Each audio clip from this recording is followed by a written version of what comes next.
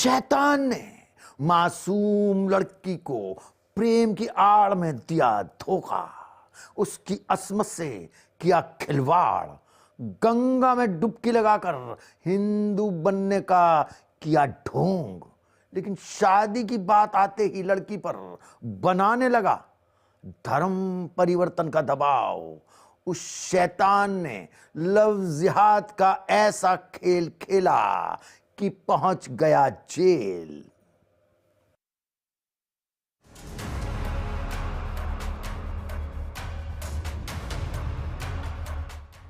Love जिहाद का खेल, आसिफ को हुई जेल। आसिफ ने धर्म बदल कर दिया धोखा।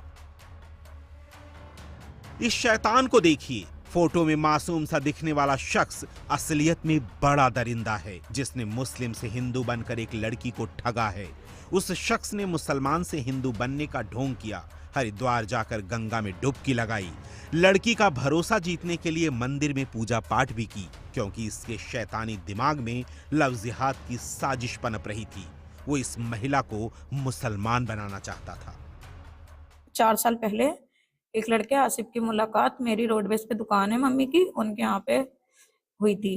तो उसने मुझसे शादी करने के लिए कहा था कि मैं तुमसे शादी करना चाहता हूँ। मैंने एक दूसरे का कम होने के कारण, धर्म अलग होने के कारण मैंने मना कर दिया शादी करने से। तो उसने मुझसे कहा कि मैं तुमसे प्यार करता हूँ, फिर भी तुमसे शादी करना चाहता हूँ, चांस के लिए मैं हिंदू बनना चाहता हूँ। तो वो मेरे साथ हिंदू बनकर क्या कहते हैं हरिद्वार गया, और हरिद्वार में गंगा जी में नहाया, सब कुछ करा, पूजा पाठ की, और कहा कि मैं हिंदू बन गया हूँ।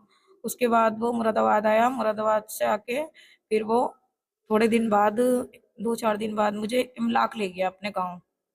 इमलाक में रात का टाइम था, 8 बजे का टाइम था। उसने कहा मैं अपने घर वालों से मिलवाने, तो मैं अपने घर लेकर चल रहा हूँ।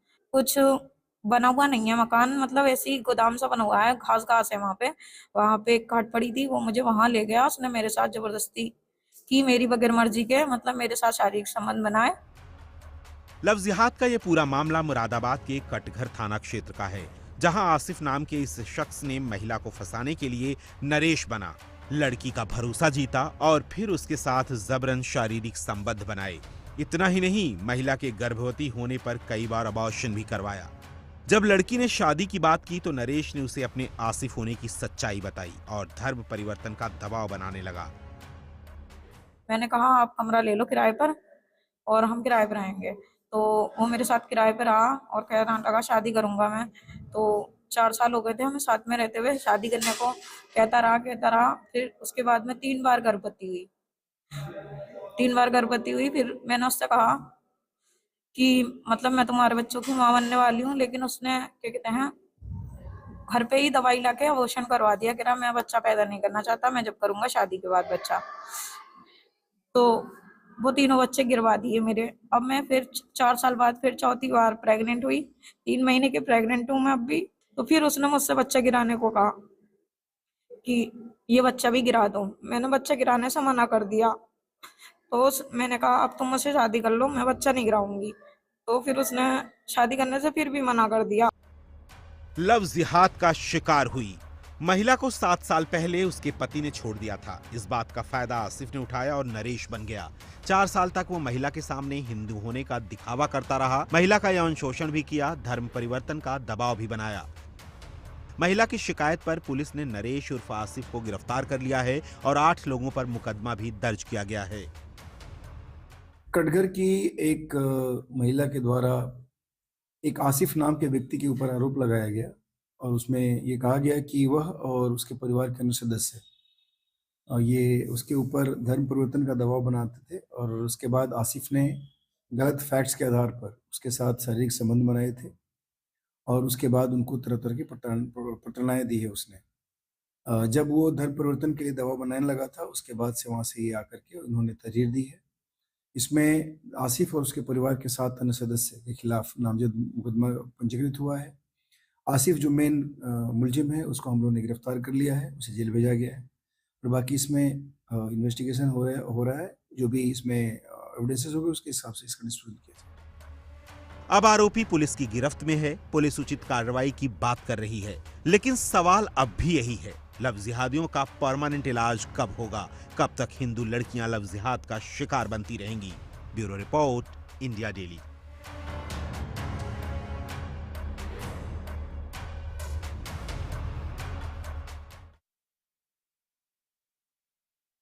घर में बजने वाली थी शहनाई, बेटी के हाथ में रचने वाली थी मेहंदी, बारात आने वाली थी, डोली उठने वाली थी, लेकिन पिता ने किया कुछ ऐसा कि रिश्तों से उठ गया भरोसा।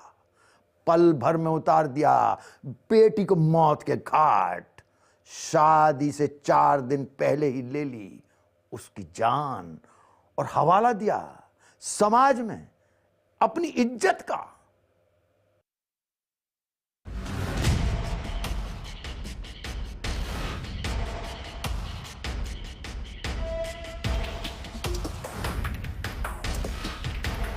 उसने अपनी ही बेटी को पल भर में मौत के घाट उतार दिया,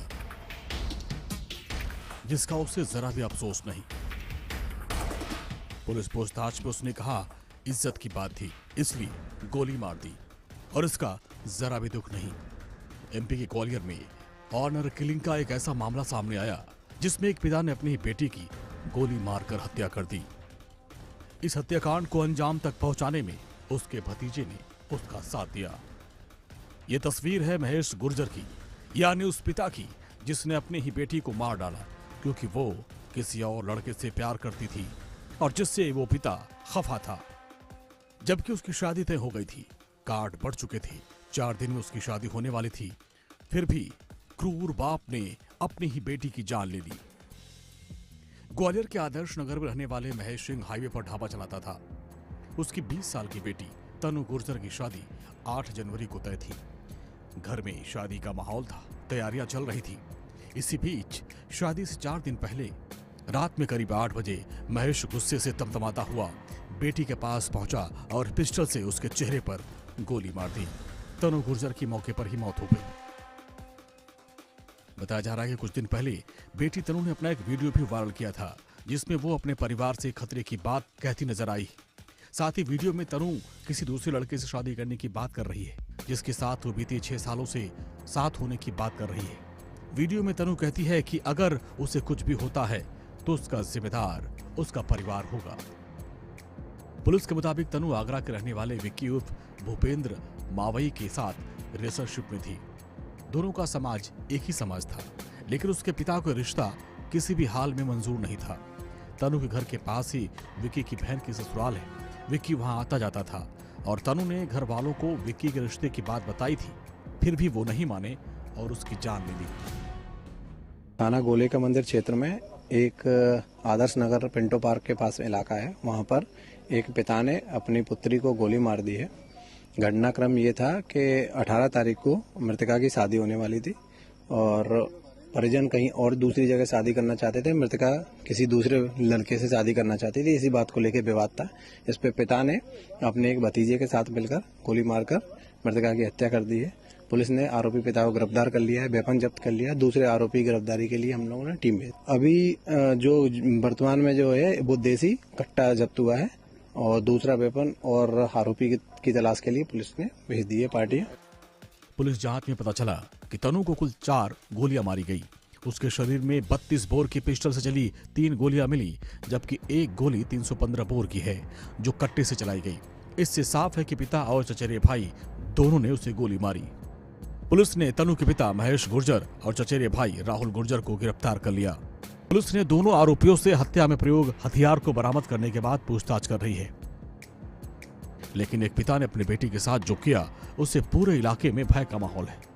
लोग पूछ रहे हैं कि अगर पिता ऐसे ही अपनी बेटी की जान ले लेगा तो समाज का क्या होगा। Bureau report, India daily. शैतानों ने खत्म कर दी उसकी पहचान, पीट पीट कर फाड़ दिया उसका सिर, आंख कान नाक कुछ नहीं बचा। लापता नाबालिग का देखकर शव लोगों का दहल गया दिल। लेकिन ऐसा करते हुए शैतानों को नहीं आया जरा सा भी रहम। उन शैतानों पर है लाठी और पत्थरों से पीट पीट कर 12वीं के छात्र की हत्या का आरोप, जिनको तलाश रही है पुलिस।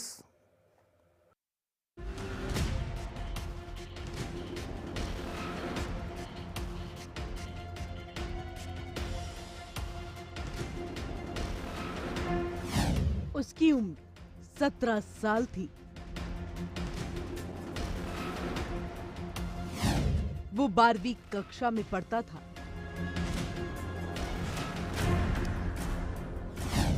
पढ़ लिख कर कुछ बनना चाहता था, लेकिन ऐसा हो नहीं पाया। उसके सपने साकार नहीं हो पाए क्योंकि शैतानों ने उसकी जीवन लीला समाप्त कर दी। शैतानों ने उसके जीवन का अंत कर दिया। बेरहमी से पीट पीट कर उसकी हत्या कर दी।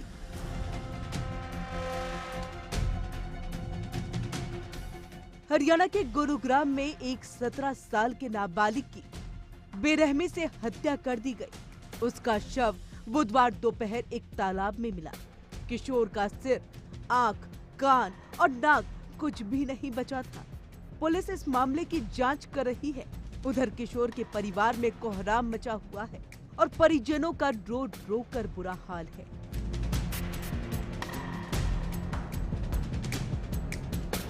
शैतानों ने नाबालिग का अपहरण 12 जनवरी की रात में किया था। अपहरण के बाद कुछ लोगों ने नाबालिग के मामा को व्हाट्सएप कॉल पर फिरौती मांगी थी, जिसके बाद परिवार ने पुलिस को इसकी सूचना दे दी थी। नोएडा सेक्टर 10 क्राइम ब्रांच की टीम आरोपियों की तलाश में जुटी थी। 3 दिन के बाद किशोर का शव बसई चौक के पास एक तालाब से मिला। नाबालिग देवी लाल कॉलोनी का रहने वाला था।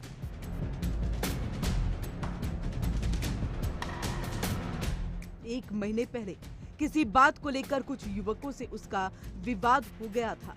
इस बात का समझौता भी हो गया था। इसी रंजिश में उसकी हत्या का अंदेशा जताया जा रहा है। फिलहाल उसके शव को पोस्टमार्टम के लिए भेज दिया गया है।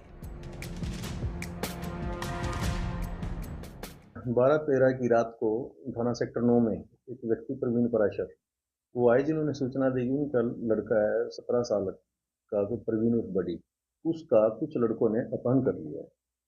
तो उसको मामले की सीरियसनेस को देखते हुए तुरंत मुकदमा दर्ज किया और हमने टीमें बनाकर उसकी बच्चे को काफी ढूंढने का प्रयास किया। तो इसमें हमारी 3-4 टीमें लगी हुई थी, इनमें सीआईए की भी थी और थाना की टीम भी थी। मामले में दर्ज पुलिस शिकायत के अनुसार लड़की के पिता को रात करीब 10:30 बजे किसी व्यक्ति ने फोन करके बताया कि वो उसके बेटे का दोस्त है। फोन करने वाले ने ये बताया कि उसके बेटे को शाम करीब 7:30 बजे देवीलाल कॉलोनी में एक चर्च के पास कुछ युवकों ने अगवा कर लिया। इसके बाद उन्होंने लड़के से संपर्क करने की कोशिश की, लेकिन उसका कुछ पता नहीं चल सका। ये भी थोड़ा लड़ाई झगड़ा और झगड़ालू प्रवृत्ति का लड़का था, जिसपे 3 केस दर्ज थे लड़ाई झगड़े की। तो ये आपस में इसी रंजिश में दूसरे लड़कों को पीट देता, उसके मुकदमे दर्ज थे इसके ऊपर। इसी रंजिश में जो दूसरे ग्रुप के लड़के थे, उन्होंने इसको मारने की प्लान बना ली थी। इसी वजह से कल इन्होंने सेक्टर 4 में पार्टी के लिए बुलाया। 2-3 लड़के इसको लेके गए थे मोटरसाइकिल पे, और फिर वहाँ और भी उनके जो इसका मुख्य प्रतिद्वंदी था प्रांशु, वो अपने 5-6 साथियों को ले आया। फिर इसको लेके द्वारका एक्सप्रेस वे और इसके बसई के नज़दीक जो सुनसान एरिया हो, वहाँ पर इसको डंडों से और पत्थरों से मारपीट करके मार दिया और पानी में डाल दिया। पुलिस ने अपहरण और हत्या के आरोप में एक नाबालिग को हिरासत में लिया है और उससे पूछताछ कर रही है। उस पर बसई गांव के पास लाठी और पत्थरों से पीट कर 12वीं के छात्र की हत्या करने का आरोप है। गुरुग्राम पुलिस के प्रवक्ता ने बताया कि उन्होंने घटना से जुड़े कुछ संदिग्धों को पुलिस हिरासत में लिया है, जिनसे गहन पूछताछ जारी है। Bureau report, India daily.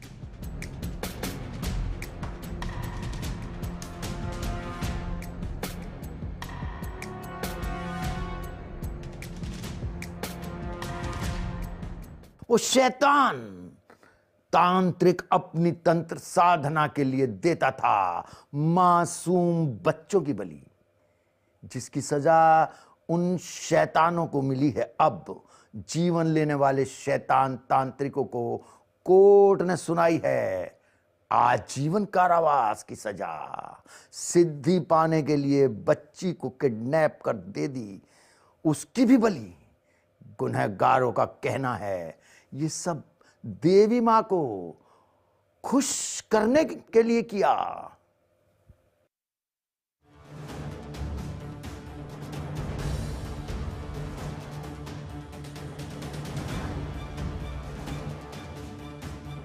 काला जादू, तंत्र मंत्र, मर्डर और षड्यंत्र। बच्ची की बलि चढ़ाओ, देवी देवता खुश करो।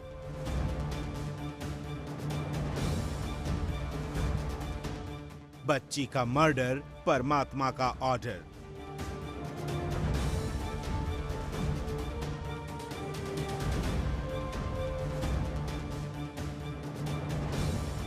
तंत्र मंत्र के बारे में आपने बहुत बातें सुनी होंगी, बहुत सी कहानियां सुनी होंगी, लेकिन आज हम आपको एक शैतान तांत्रिक के बारे में बताएंगे जिसने देवी देवता को खुश करने के लिए एक 2 साल की बच्ची का पेट फाड़कर कलेजा निकाल लिया और उसकी बलि दे दी। ये पूरा मामला फतेहपुर के नंदगांव का है।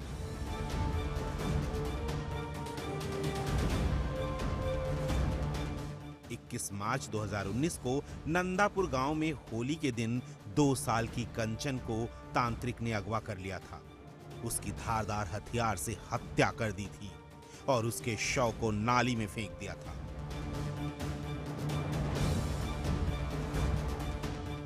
हत्या के दूसरे दिन नाले में मासूम का शव मिला। बच्ची के दोनों हाथ कटे थे, वहीं शव का पेट फाड़कर कलेजा भी निकाला गया था। अभियुक्त गण हेमराज व उसका साथी ननकू दोनों तांत्रिक हैं। वह छोटे छोटे बच्चों को किडनैप करके बच्चों की बलि देते थे देवी जी को खुश करने के लिए। ये घटना सन 2019 की है। नंदापुर गांव, थाना बिनकी, जिला फतेहपुर की है। एक मासूम बच्ची मृतिका 2 वर्ष की थी, कंचन। वो मुकेश की बेटी थी। वो होली का दिन था तथा बच्ची फाग देखने गाँव गई थी, तो अभियुक्त गण गली में मौजूद थे और कई दिन से बच्ची का कब्जा करके अपने कब्जे में ले लिया था और आला कत्ल गड़ासा से काट करके उसकी बलि चढ़ा दी थी तथा शव को गायब करने के लिए नाले में फेंक दिया था। शव की दशा देखकर पीड़ित की तहरीर के आधार पर पुलिस ने मामले में अपहरण के साथ हत्या का मुकदमा दर्ज किया था। इसके बाद मामले की जांच पड़ताल शुरू कर दी गई थी। इस पर पुलिस ने आरोपियों को गिरफ्तार कर पूछताछ शुरू की।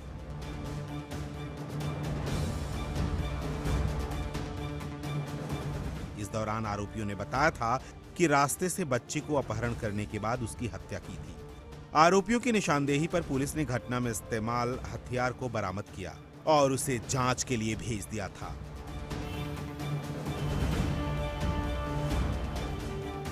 इस धारदार हथियार में इंसानी खून लगे होने की पुष्टि हुई थी, जिससे साबित हो गया था कि मासूम बच्ची की हत्या की गई है। इसके बाद पुलिस ने आरोपियों के खिलाफ कार्रवाई करते हुए जेल भेज दिया। थाना बिनकी के जितने भी ग्रामवासी थे सभी का बयान आया है कि ये तांत्रिक दोनों बलि देते हैं। आज हमारे यहाँ न्यायालय में धारा 363 आईपीसी व 302 आईपीसी व 201 आईपीसी में आजीवन कारावास की सजा सुनाई गई है तथा भारी मात्रा में जुर्माना भी लगाया गया है। अभियुक्त गण घटना के दूसरे दिन से जेल चले गए थे तथा आज भी आजीवन कारावास में जेल जा चुके हैं। 5 साल बाद मामले की अंतिम सुनवाई के दौरान पेश किए गए सबूतों और गवाहों के आधार पर मासूम की बलि देने वाले आरोपी तांत्रिक और उसके चेले को दोषी ठहराते हुए आजीवन कारावास की सजा सुनाई गई।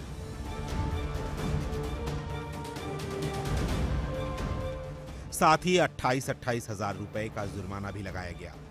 बता दें कि घटना के दूसरे ही दिन से दोनों आरोपी जिला जेल में बंद हैं। बहरहाल अब मासूम कंचन तो वापस नहीं आ सकती, लेकिन 5 साल के बाद बच्ची और उसके पूरे परिवार को न्याय मिला है और शैतानों को सजा।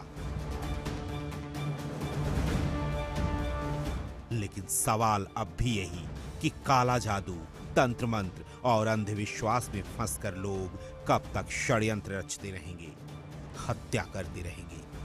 Bureau report, India daily.